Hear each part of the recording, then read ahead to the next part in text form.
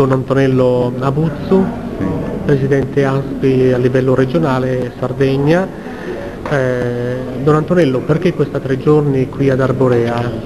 Si è sentito il bisogno di riprendere dei convegni che permettano una buona formazione per gli animatori, una necessità sentita dalla base, dai giovani, molto anche dai vescovi, perché ovviamente bisogna prepararci come animatori, noi e i giovani, per dare un messaggio, ma un messaggio che sia reale, concreto, adatto ai giovani, a tutte le persone a cui si vuole, arrivare.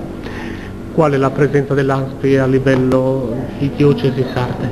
A livello regionale abbiamo una sessantina di circoli, oratori, e in pratica sono diffusi sino ad oggi in 8 diocesi. Stiamo completando, allargando, qualcuno sta iniziando, però pian piano stiamo arrivando ad avere le prede di tutte le diocesi della Sardegna.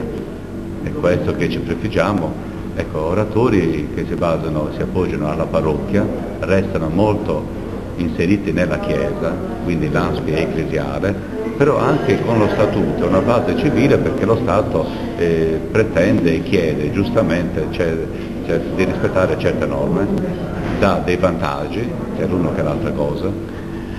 Nasce anche l'intenzione di mettersi in rete, di comunicare attraverso un sito che sia regionale?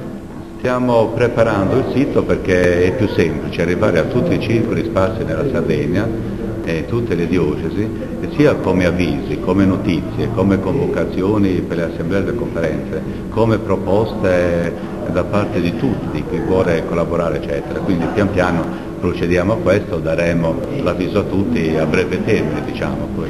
Un 2008 quindi carico di novità. Sì. Questo auguri. È stato. Grazie.